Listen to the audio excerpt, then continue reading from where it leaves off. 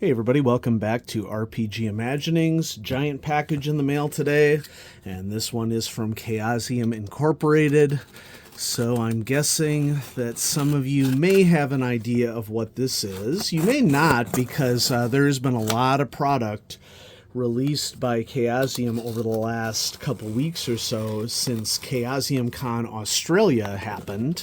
And this is an example of a product that premiered at Chaosium Con in Australia and is going on sale tomorrow at chaosium.com and at FLGS's, my understanding is worldwide, but I'm prepared to be wrong about that. We have a packing list here. Just want to make sure I get that out of the way. So no address and giant box within a box. The wonderful Chaosium packing that we are used to. Get out of the way, D8. Out of the way. And we shall continue. Now, this is a game that has been in development for its new edition, I should say, for a long time. And I don't mind waiting a long time for development of a new edition of a product so long as they get it right. And what do we have? Well, these are in a different order than what I wanted to showcase them, but such is the way of things. Sorry about the camera shake there. We have The Grey Knight, a Pendragon campaign, originally by Larry DiTilio.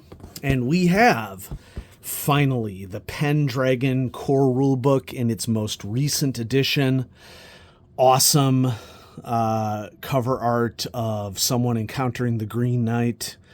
I have been waiting for this ever since the Pendragon starter set came out recently, about 9 or 10 months or so ago, and here we are. We finally have the release of the Pendragon books, including a full campaign at release of the core rulebook, which, you know, shout out to Chaosium for being able to commit the resources to be able to do that, because this not only gives you rules to work with right out of the gate that extend beyond the starter set rules, but also gives you a full campaign to play around with right out of the gate. And so long as I am not defeated by shrink wrap, which is the bane of the unboxer online, we must fight the shrink wrap. We can take a look. Now, I'm going to take a look at the core book first. Before we get to the actual campaign. My lighting array is in shambles. We got it. Let's check out the back of the core book. Okay. Matte finish on the core book. I really like the matte finish here. And let's check this out. What kind of knight will you become? Will you fight to rid the world of injustice, or use clout and power to take advantage of those beneath you? Pendragon is set amidst the glory and grandeur of King Arthur's Britain. Its innovative mechanics drive the emotional impact of play as your characters pursue glory, overcome life and death struggles, cross blades with ruthless enemies, and fight for love and justice in the world of brutal medieval realism. What do we have inside? A detailed look at the world of King Arthur and the role of knights and nobility. Full character creation rules. 6 pre-generated character templates for optional, faster character creation. The complete core rules of the Pendragon game system, including traits and passions, which are really where it shines. Skills, combat, injury and recovery, favors, honor, and glory.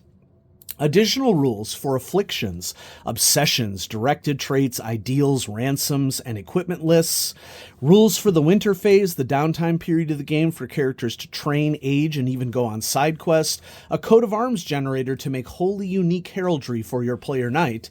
And the Pendragon core rulebook is your guide to Pendragon, if I could not spit all over it, containing all the rules you need to play. It is a standalone product which can be combined with other books in the line to enhance your Pendragon experience. So this is a sponsored video. Chaosium was gracious enough to send this to me in advance. It will be released tomorrow, July 12th. at FLGS's and at chaosium.com. And so I'm giving you this little sneak peek. So if you can't wait until tomorrow, you can see it when this video goes live sometime tonight. Here we have cover art, or I should say inset art. I believe this was used in the starter set of Arthur going for the sword and the stone. The pages, like basic role-playing, are matte pages, which Pendragon and BRP have featured matte pages in the line compared to the glossy pages of RuneQuest and Call of Cthulhu. So just keep that in mind. Here's our credits page. We have our author is Greg Stafford. This is based upon his original treatment of Pendragon. Pendragon was first published in 1985. This is kind of Greg Stafford's baby, and I will read the quote from Greg here shortly. But as you can see, the Pendragon line editor is David Larkins, and I was very grateful to be able to be GM'd by David Larkins in Pendragon at Genghis Khan in February of this year. And so since then, I have been eagerly anticipating the release of the Corebook. And I had no idea the Grey Knight was coming out. I'll be honest with you, I didn't ask. Because when you go to a con, you're interested in information, but you're also polite to the if you have the benefit of being able to interact with designers. Special thanks from the line editor to Greg and the whole Chaosium team for the unwavering faith and support. Stuart, Steve, Malcolm, and team, or Malcolm and Alan for their stewardship and devotion. Dame Vivian, Sir Morian, and Sir Nayland for getting the journey started. Sir Herringdale, who first showed me the Grail, and the Esoteric Order of the Roleplayers for joining me on the quest. And then here's a quote from Greg.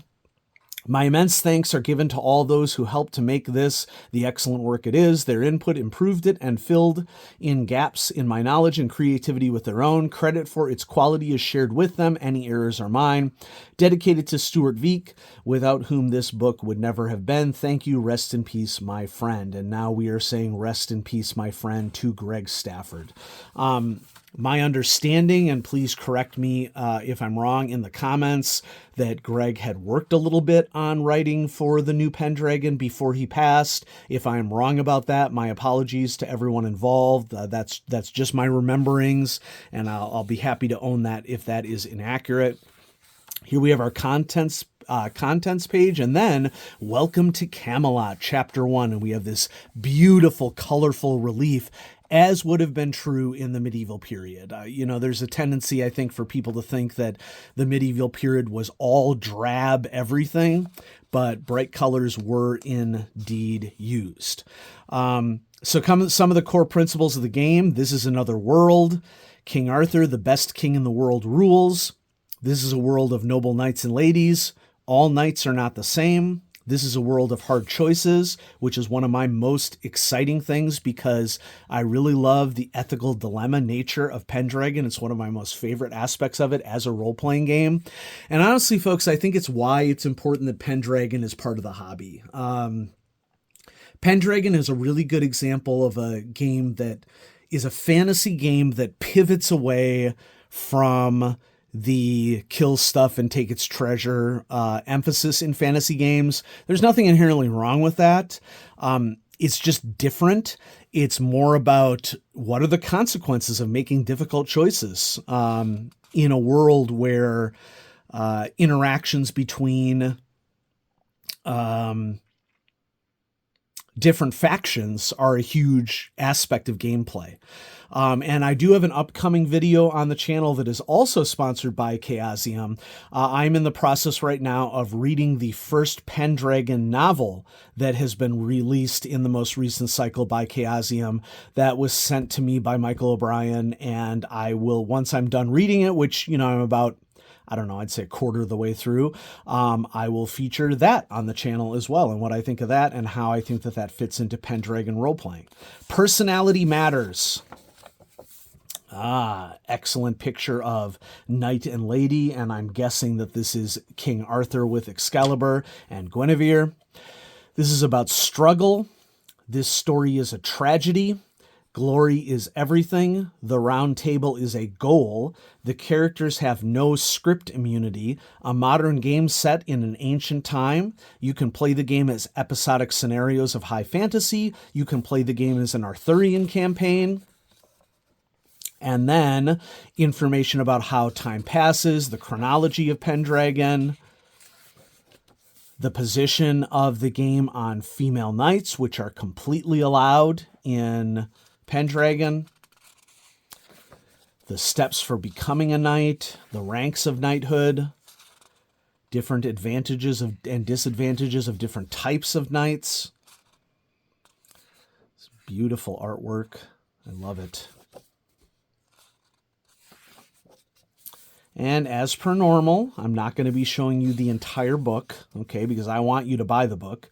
So we're actually going to skip the game system chapter because the mechanics of Pendragon are essentially a modified D20 system that operates very similarly to the roll under mechanics of D100, only it uses a D20 instead.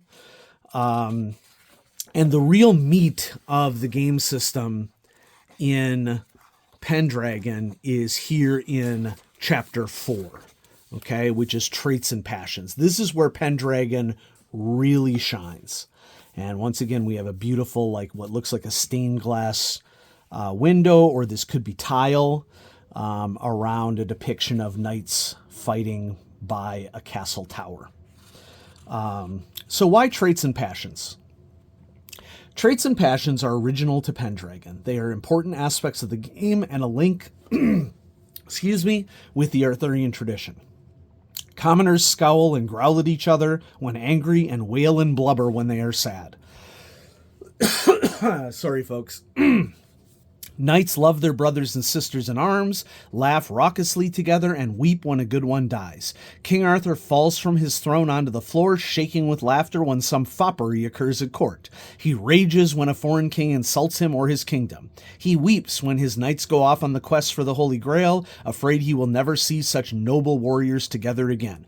Overt displays of passions are normal. People are unashamed to show their feelings. Okay, so we have some descriptions of how traits and passions work. Once again, it's largely based upon a D20 mechanic. When you roll against traits, okay, which is this first section here, all the traits are dichotomous with each other. When looking at the following definitions, keep in mind that trait pairs cover a spectrum of actions or feelings between them. Sometimes defining actions with traits is misleading for characters with normal values. A character with a merciful cruel of 8-10 is not truly cruel, even though it is their dominant trait. Certain traits, however, can overpower a character's reason and lead to an obsession. And so basically all of the traits in Pendragon add up to 20 and are in direct opposition to each other. And the way that the mechanic works is that you will roll against one of the traits, and then depending upon the outcome of the roll, that will influence whether or not your role-playing might be compelled in a particular direction. You always have agency as a player in Pendragon, but you may choose to take the roll of the dice as something that will influence your actions. And sometimes you might get pairs of traits changing values depending upon what happens. Then we get into passions. Passions are in RuneQuest as well. We often have quotes from Le Morte d'Arthur or other novels. I'm pretty sure there are some Once and Future King quotes in here as well. So passions range from 0 to 20 plus. And passions are basically just what your character is passionate about and what might compel them to act in a certain way based upon their passion. So, for example, in Pendragon, a common passion might be hate Saxons. And we have lots of different types of passions: duty, fealty, homage, loyalty, hate, love, adoration, devotion, chivalry, hospitality, station. And these are really at the core of, like, how might your character react to this really significant ethical dilemma that they are presented with. Okay, fun picture of a devil of some sort. And then it just goes into additional detail describing how you might use passions in the game, which I think is particularly critical because if you are not used to a traits or passions system, exemplification is really important. We have a chapter on skills. We have a chapter on aspirations. We have a chapter on combat. And I want to be careful here because there is some artwork in this book done by John Sumrow, and I want to make sure that I feature it. I was lucky enough to meet John at Genghis Khan in February. He was there showing off his artwork. And there are some John Sumrow works in here that I want to show off to you because I love John's art style. He goes by Sumrow, by the way, and I want to make sure that I showcase it here in this video because although I don't want to show you all of the book, we have some solo ways to generate solo scenarios, information about winter phase here, and then the typical tables that you would see in a role-playing game. But there's also a system in this book for creating heraldry, and it is really cool. So we have a list of the charges that can be on a shield, as well as the different patterns. And then here's some reference examples as to how you would build heraldry for a particular character. And that's just a fun additional in-universe aspect of this game that I think is another great way for players to be creative. Field divisions and treatments. That's really cool. So let me find you some Sumrow artwork because I want you to be able to see some of Sumrow's artwork in here because it's really good. And before the end of this video, I'm going to show you some more of his artwork because I have a set of his cards located somewhere around here that he gifted to me when we were chatting at Genghis Khan. And I want to show off his artwork and encourage you to check out his art if you are interested in commissioning some artwork from him. Where's the Sumrow art? I remember seeing it when I was flipping through the PDF. Don't worry, we'll find it, folks. I think he has several half pages, I want to say, in here. But the good news is that Sumrow always signs his artwork really distinctively, so it's really easy to tell when a piece is his based upon what you see in the lower right-hand corner. We're getting closer, I think. I don't remember exactly where his artwork... Here it is. Here's a Sumrow.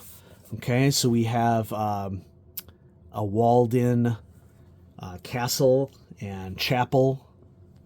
Okay, awesome. Okay, and then here's the map of Pendragon player's map. Really cool. Excellent cartography. My guess is that's probably done by Matt Ryan.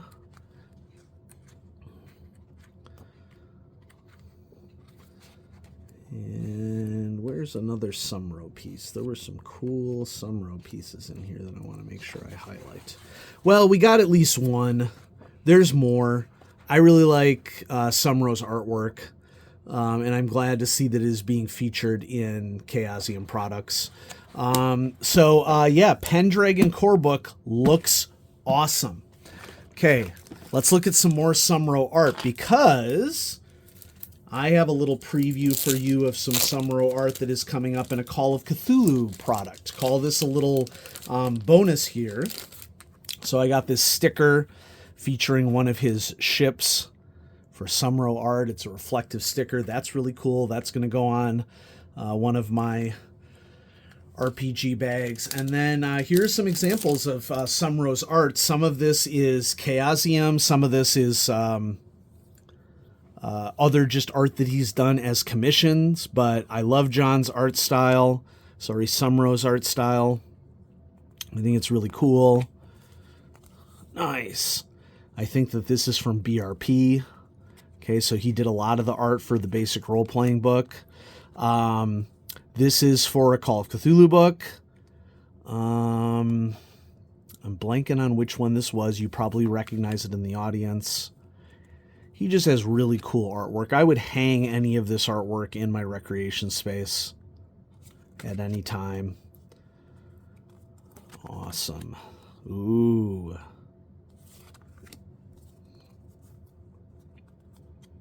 Yeah, so johnsumrow.com. This is a piece of art that is going to be appearing in Cthulhu by Gaslight, soon to be released by Chaosium. I don't know. I don't remember exactly when it's going to be released. I think sometime this fall. I could be wrong about that. But this is a piece of artwork that will be in Cthulhu by Gaslight. Looks kind of like a Shoggoth chasing a lady on a bicycle, as they called them at the time. Here's what was on the sticker, kind of like a steampunk situation or industrial punk. There's a fantasy image if I've ever seen one. Yeah, so I had a great conversation. Sumrow did the ghoul art for Arkham. That's really cool. Nice mixture of sci-fi and fantasy. Spider wrapping up the dice. Garden spider. Bee Fey Warriors. Always cool. And then this looks like it would be like right out of Planescape or something. Sort of like a time-based mechanistic universe. So yeah, check out Sumrow's art at johnsumrow.com. He does art for Chaosium, and his art is second to none. I love it. Okay, let's check out The Grey Knight, a Pendragon campaign. I honestly didn't know that this was getting released. Okay, I don't know if I should have known that. I will fully admit that I don't know Pendragon's history as much as I know the history of a lot of games. I love Pendragon. I'm so glad that I got introduced to it before Chaosium tried to reprint it, but I was not aware that the Grey Knight was one of the early campaigns, so let's check it out. Challenge Death's Companion. Arthur's right to rule is jeopardized when the fearsome Grey Knight accuses the king of murdering children. Sir Gawain steps forth to defend the king's honor, but Merlin foresees this champion will die at the hands of the Grey Knight. The Grey Knight waits for vengeance, and time is running out. Can you find the treasure that holds the key to defeating this vile foe and save the life of Sir Gawain and the kingdom itself? Everything you need to run the legendary Grey Knight campaign, fully updated for the new edition of the game. Meet Arthur, Guinevere, Merlin, Morgan Le Fay, and other famous characters. Attempt to turn the tide of Arthurian history by participating in famous battles. 2 prequel scenarios bridge the sword campaign from the Pendragon starter set to the adventures in the Grey Knight. Awesome, makes sense, very wise on the part of the designers. Great job, David. I'm not surprised to see this in a Chaosium product. There's a lot of forethought that goes into Chaosium products. A full chapter detailing the city of Carleon, including a full-page map. The Grey Knight is a complete campaign and is fully compatible with both the Pendragon starter set and the Pendragon Player's Handbook. Now, this campaign was originally written by Larry DiTillo. We have sort of like a artistic abstract end papers. Okay, cool. So this was originally written by Larry DiTillo, but obviously there's some additions here by some people, including the line editor David Larkins. The cover art is by the incomparable Loic Musi, who is a fantastic artist as well. The specters of the mysterious Grey Knight and the enigmatic Lady Devour loom over the tournament field at Corleone as premonitions of doom rush towards the brave defender of King Arthur's court. Dang. Right? That's hardcore. Okay. Now, I'm not going to get too deep into this because this is obviously a campaign. We don't want to have spoilers here, but I just wanted to show you what the basic art style looks like for Pendragon. It matches everything that you saw in the starter. It sort of has this, precisely laid out and ruled situation that you might find in certain medieval manuscripts, including the heraldry and artwork that accompanies it. We have some prologue scenarios in Chapter 1 to connect it, so I'm just going to go ahead and skip this. Blue ribbon, by the way. We have multiple black ribbons. All right, so let's just save our place here. We have sort of a royal blue ribbon in the Grey Knight, and then for the core rulebook, I just happened to not turn to a page that had them, we have the same color ribbon. So we're establishing a light blue ribbon for Pendragon releases, but 2 ribbons in a core book. Excellent forethought on the part of Chaosium, because you want to be able to mark multiple pages. Okay, so Chapter 2 is this setting, the city of Corleone. And since this is something that a player is more likely to explore, I'll showcase a little bit more of this chapter so that you can get an idea of what's in here. I think that this generally adds just more utility to the book, because you could use the Corleone chapter for homebrew scenarios for Pendragon. Or if you wanted to dig back into the lore and use this city as part of the Great Pendragon campaign or something, I suppose you could do that as well. And so we have a nice map of Corleone on Usk. And then we are already into Chapter 3, the Grey Knight. And so I looked at some of the PDF here. It looks great. There's a lot of really interesting stuff that happens in the campaign. We have handouts, as is befitting of Chaosium products. We have a very detailed map for the time of Arthur Pendragon. And if I can just flip the pages, we have more detailed maps of the specific area in which the campaign is taking place. It is near Glastonbury.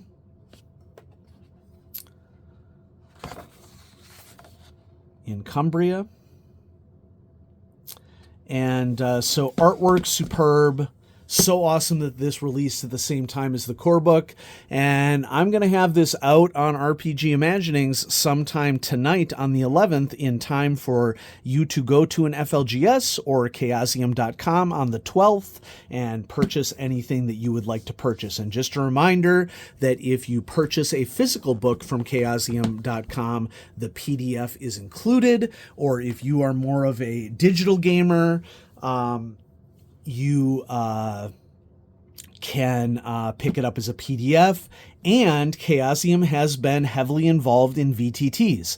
I do not do very much VTT gaming. That's just a personal preference of mine. But if you are into VTT gaming, I would be surprised if there aren't some of these products that will be available on VTT very soon as well. I don't have any actual information on that. That is just a guess. So if it doesn't happen, okay, don't come at me.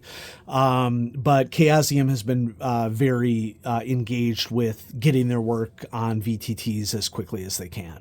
So thanks for watching, everybody. I'm going to be having some more Chaosium coming at you soon on RPG Imaginings. Thank you, Chaosium, for sponsoring this video. Bye-bye.